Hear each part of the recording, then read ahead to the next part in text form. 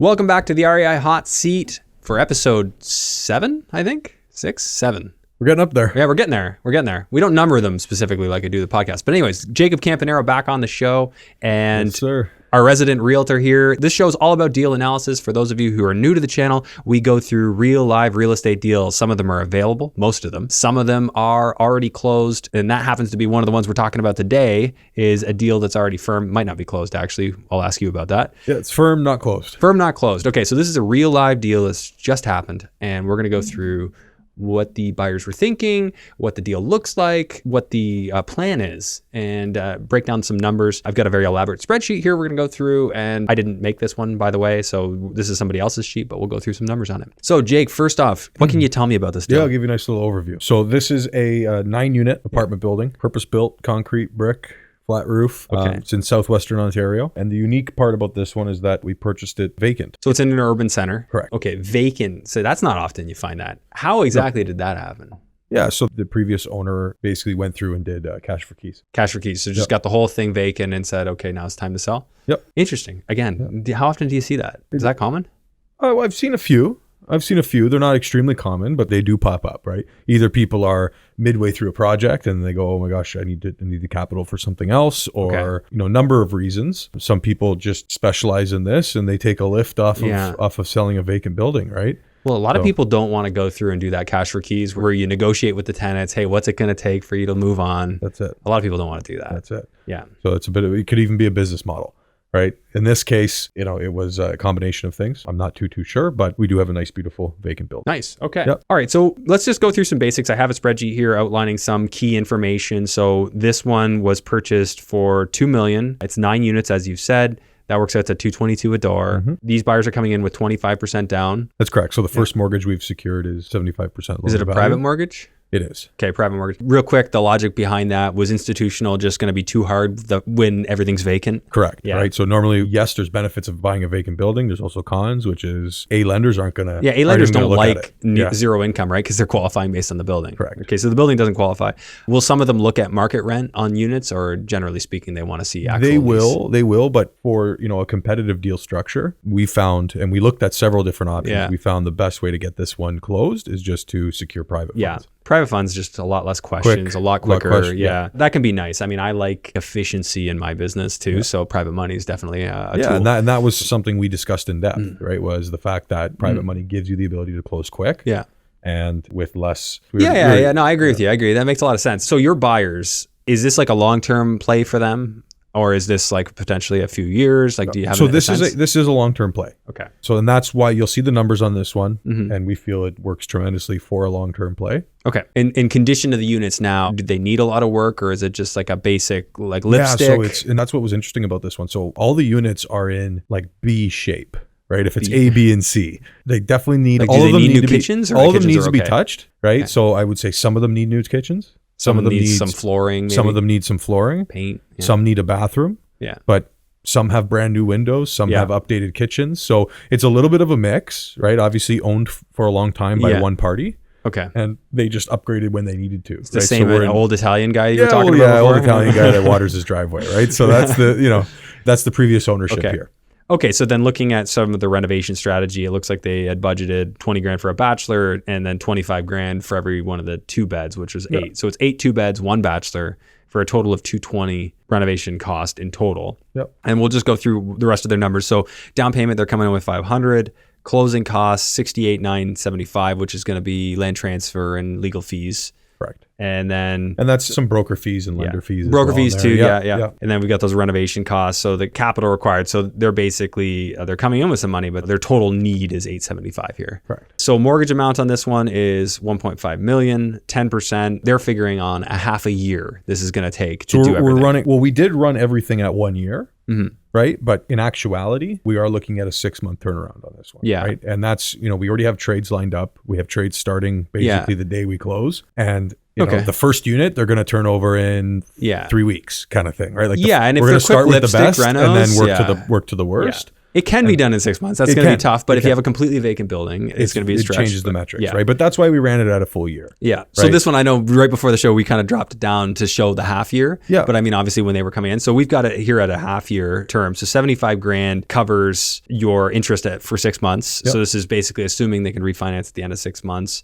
If it is going to be longer, all we have to do is just go back up to 1, and then we can see the total deficit on the year between the interest rates and basically the operating expense is going to be about 180,000. So the quicker they can be, obviously it benefits them. That's how it always works, right? But yeah, like you said, good idea to run it at a year, even if I think even in our conversation, we ran it at a year and a half. Yeah. Right. Like we budgeted a few different scenarios and we felt that the A, B, and C here still work. Yeah. So this spreadsheet, again, fairly complex. It's got many different tabs. So on their stabilized income, so that's their scenario for after they've got it all rented out. So we can look at what their base rent is. So it's referencing the rent roll tab. We'll go over there in a second. Yep. So they got 177,000. They've got additional income of 81. We'll go to the rent roll tab and break this down. And then they've got laundry income of 27, figuring a 2% vacancy for effective gross income of 184,000. Pretty awesome.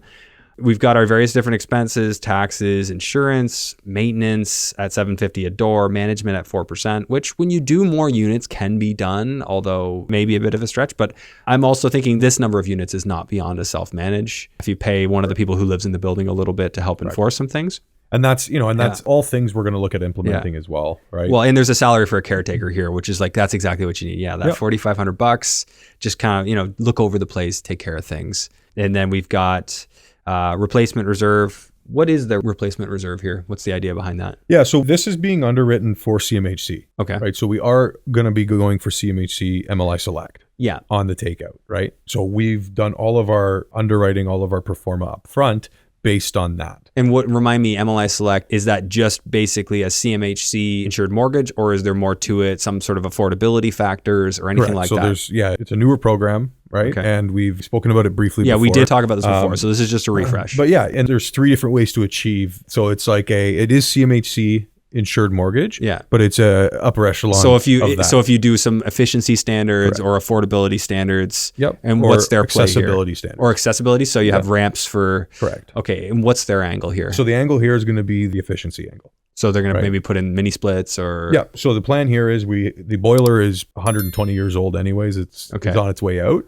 So we're actually going to do away with the boiler completely. Yeah. We're going to do away with gas in the building completely. No gas. Okay. So we're going to be switching over to mini splits. Okay. So ductless heat pump. So every single unit will have the unit on the wall, will blow hot and cold air, and depending on the season. Always will supplement with baseboard radiant. Baseboard radiant. Okay. Yeah. And then we'll be doing some windows here, the ones that need to be done, right? We'll be doing LED lighting. So basically in the units right now, it's all condensant. It's very old. We're going to do LED. Hallways. And that gets you points with MLI Select? Yeah, it does. Yeah. Wild. So it's about bringing that down. The gas is going to be the biggest one. Right? So you're basically going through the checklist. So get rid of the gas. They like that. So they like the mini splits for efficiency. The gas is the biggest one. That will get you really 80% of the way there. So you want to get away from gas and go to electric. Yeah. Well, I guess heat pumps are pretty efficient. Well, heat pump electric, right? Don't get me wrong. Not baseboard. If you go baseboard through the building, you're not helping much here. Yeah. I would say you're not helping. That's why your heat pump, even the water system, there's heat pump hot water tanks. Yeah. Right. So we'll be doing heat pump hot water tanks in here. Oh, really? Which super efficient, and they're going to get you over that threshold. Oh, wow. I never heard of that, but that's actually amazing. Yeah. Okay. So central hot water for the building. Okay. So in terms of this, we have common gas, no more.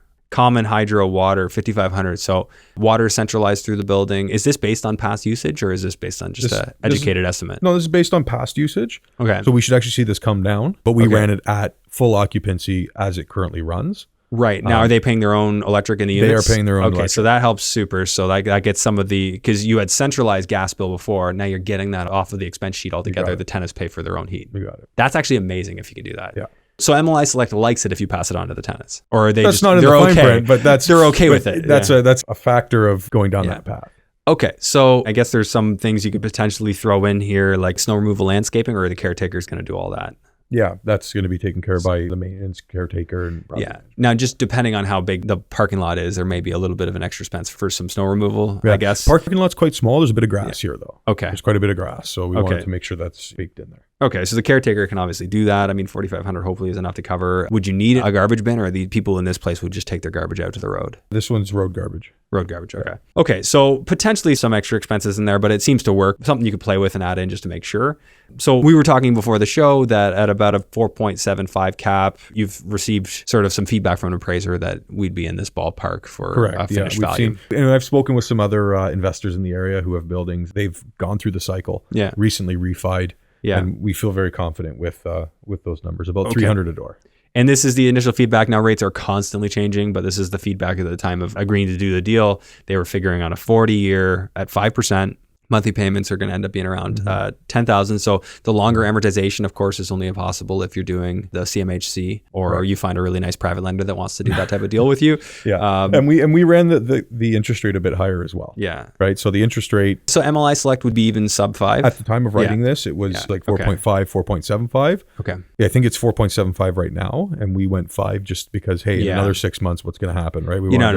Could go to 5.5. I mean, there's quite a bit of cash flow here. Net cash flow is 12,400. Is that an annualized cash flow there? That is. Yeah, so an annualized. So about 1,000 a month. There's obviously a little bit of play there. Let's see what happens. Yeah, if you go to 5.5 even, there's still positive cash flow. But I mean, let's discuss implications. If rates do go up more, ultimately it's just going to affect what they can refinance out of the deal. Correct. Yeah. Right. Because at the end of the day, right, we have to keep that service at a 1.1. Yeah. And we're going to go back to that. So I promised we'd look at the rent roll. So we've got the 2 bedrooms going at 1,800, super reasonable. I mean, last episode, we went through the London average 2-bed rental, and that's right in line with that. Actually, that's much less than that, because the average 2-bed in London, wasn't it up to almost $2,000? It was. Yeah. Yeah. So we're running this at 18, and all these numbers aren't stuff that we just picked out of the air, right? We've had 3-4 property managers come through. Yeah, and we've seen other 18 appraisals. We've talked to other investors. And I personally, I think rents are like changing by the month as well. As interest rates change, rents are changing by the month as well. And we had conversations, and we do feel on complete, we really would like to be aiming for 1,875, 1,900, maybe even 2,000. It's nice to be conservative. We got to be conservative here. Okay. Right? So some other things here in the rent roll. So there's lockers. So every tenant pays a locker, and that's reasonable. You can expect them to pay $50 for the locker. Yep. Where is that, like in a basement or something? Yeah, so lower level, there's full-size lockers. And they're locked so people can keep their stuff. Okay. Storage. That's awesome. Recoverables is, you mentioned it's a $25 a month flat fee for water. Correct. Yeah, because we're not going through and submetering water. We looked at that. It doesn't make sense cost-wise. Mm-hmm. It would just cost us. It's a lot of administration. Yeah. It would be a lot of administration, and it would be, to recoup that cost, it would take us 5 years plus. So we just decided, hey, let's charge a flat fee. I think people are actually open to paying even more for that. Like I'd be pushing for a 50. Yeah, you could. Yeah. And we want, look, again, right, this whole deal is about, we're in a market that's uncertain right now. Mm-hmm. So we wanted to be overly conservative. Yeah. And at the end of the day, when it turns out even better, we're happy. Yeah, right? I would definitely push for a 50 on that water. Like I've noticed where I do the submetering, both tenants are way over over that. You could even get 75. I know some people are 75, very, very reasonable. Tenants, anyone who's paid their own water bill will know that's reasonable. Yeah. So now back to the main sheet, the summary sheet. So we see those renovation costs again. So the end, they're figuring a price per door of around $313. Of course, these numbers can change through the course of the 6 months they're going to take to do this and then start the refi program. Mm-hmm. The refinance costs, so you've got some numbers, I'm guessing broker fees, and actually CMHC charges a fee as well. So that's going to be built in there. Yep. So you got to pay out the existing mortgage at 1.5, and then we've got a cash in after refinance of $453. And that means $700,000 in equity in the deal. Now, I just want to see where this is coming from on the actual refi again. So we've got the 75%. So that's where the 2.1 million is. So anyone who remembers earlier, we had the 500,000 they initially came in with, plus all the extras. So they were up like 700, 800. So you're adding that in. So they're actually still in for more. You can only finance 75% of what they're in for. So they're still in for a bit on this deal, as it would play out here if it plays out according to these numbers. Yeah. I think we've covered the main points on this. Of course, if they can go faster, they stand to benefit. So going back to this summary section, their holding costs for the year, if it takes a year, is 181. That's assuming 181,000 is if they have no rent for the entire year. We know that's not the case. They're going to rent out probably the first unit after they get so far, and so on. So these are conservative numbers. There are certain things we could be more conservative with, but there's also other things that we've been overly conservative with. So, and there's a little give and take, and that's why I find, like, in a lot of deals, the numbers I run, like, you're going to be over on some, under on others, and you end up right in the middle somewhere. Yeah, exactly. Yeah. So the reason why I went after this building and looked at this building and said, okay, so now we're on a 5-year hold pattern, Yeah. right? And we have a 45-year mortgage, so we have a very solid 9-unit building with our own tenants in it, renovated the way we want it to be. And projecting 25% return on investment based on the equity left in the deal. And I'd have to go into that tab and see everything they've got in there in terms of what the components are. But we're hitting all of our metrics. That's okay. We're hitting all of our metrics, and there's a bit of cash in the deal. And you know what? We'll work on getting that out in the near future. Yeah. So in this deal, would they be coming in capital required to close the 970? Is that all personal, or are they kind of internally raising some investor funds? So they are internally raising some funds. Yeah. Right. Coming in with a bit of their own. Okay. So a bit of a mix. And then they'll work to get that back. You got it. Of course, if there's cash flow there and even get the rents higher, you know, I've bought buildings in the past where I could afford to pay private on the down payment money, and that worked. So I'm sure they've kind of run through those scenarios. Yeah. You know, this one might work as a nice one to even bring in an equity partner on once you've got it all. That's something we've played around with, right? And most likely the path forward here. Okay, so Jake, this is somebody that you helped find a building, put together a plan on. I'm assuming you can help more people do this? Sure can. Okay, so what do they do? If they want. Go to the link below and reach out to us, fill out the form. We'll be in touch. We'll set up a one-on-one call where I dive into a little bit about what they're looking to do, how they want to invest, why they want to invest. And you know what? For some people, this deal might work for them. For others, they want something completely different, right? And that's why we do what I call a real estate action plan, right? Which is we're going to ask all the questions, not just how much you got. Right. So there's no one solution for all people. Yeah. You got to really, it's got to be tailored to what people's experience is, what they're able to do, what they're comfortable doing, and what their long-term goals are, of course. So we're getting good at this. If you've made it this far, like, subscribe, hit the notification bell, show us some love in the comments. We're a brand new channel. We're growing, guys. We really appreciate any help you can give us and just kind of, getting the word out there. And thank you very much. Thanks, Jake. We'll see you next week.